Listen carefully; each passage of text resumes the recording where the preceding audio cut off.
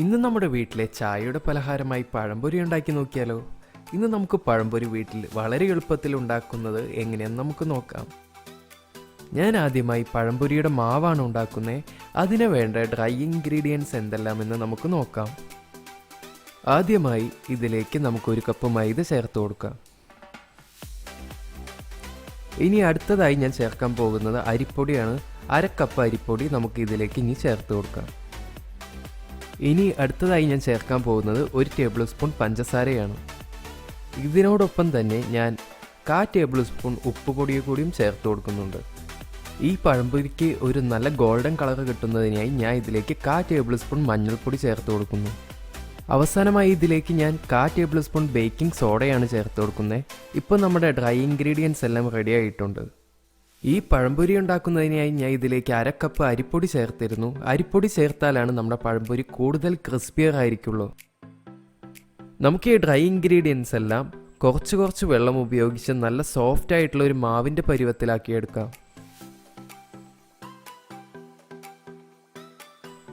ഞാൻ ഇതിലേക്ക് കുറച്ച് വെള്ളം ചേർത്ത് കൊടുക്കുന്നതിൻ്റെ കാരണം നമുക്ക് ഈ മാവിൻ്റെ കൺസിസ്റ്റൻസി നിലനിർത്തുന്നതിനായിട്ടാണ്.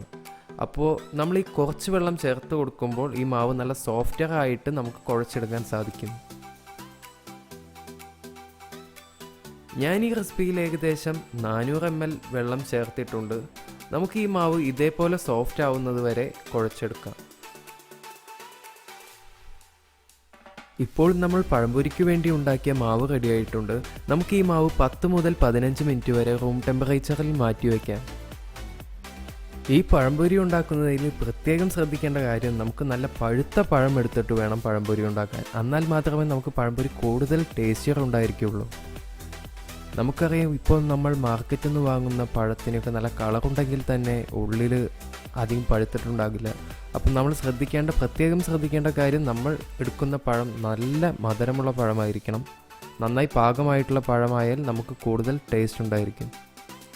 ഞാൻ ഈ പഴംപൊരിയുടെ പകുതി കട്ട് ചെയ്തിട്ടാണ് ഉപയോഗിക്കുന്നത്. കാരണം നമ്മൾ ചെറുതാക്കി പഴംപൊരി ഉണ്ടാക്കിയാൽ നമുക്ക് പകുതി വെളിച്ചെണ്ണ മാത്രമേ ഉപയോഗിക്കേണ്ടുള്ളൂ.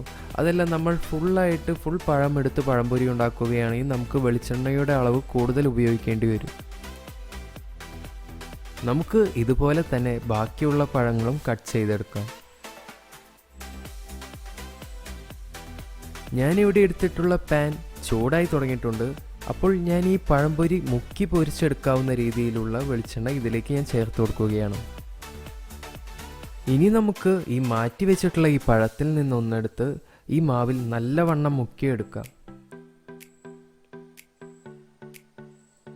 ഇത് നമുക്ക് ഇനി ഈ തിളച്ച വെളിച്ചെണ്ണയിലേക്ക് ഓരോന്നായിട്ട് ചേർത്ത് കൊടുക്കാം.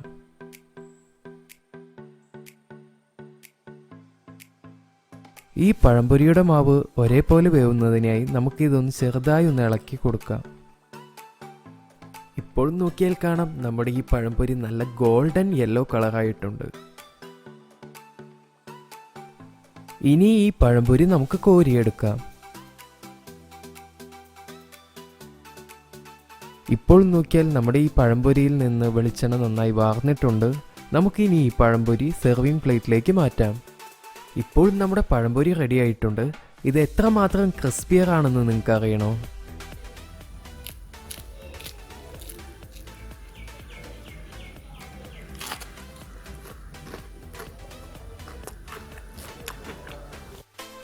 നിങ്ങൾക്ക് ഈ റെസിപ്പി ഇഷ്ടപ്പെട്ടിട്ടുണ്ടെങ്കിൽ ലൈക്ക് ചെയ്യുക. തുടർന്ന് നിങ്ങളുടെ ഫ്രണ്ട്സിനും റിലേറ്റീവ്സിനും ഈ റെസിപ്പി ഷെയർ ചെയ്യുക. നിങ്ങൾ എൻ്റെ ചാനലിൽ പുതിയതാണെങ്കിൽ മറക്കാതെ ഈ ചാനൽ സബ്സ്ക്രൈബ് ചെയ്യുക. And see you on next recipe.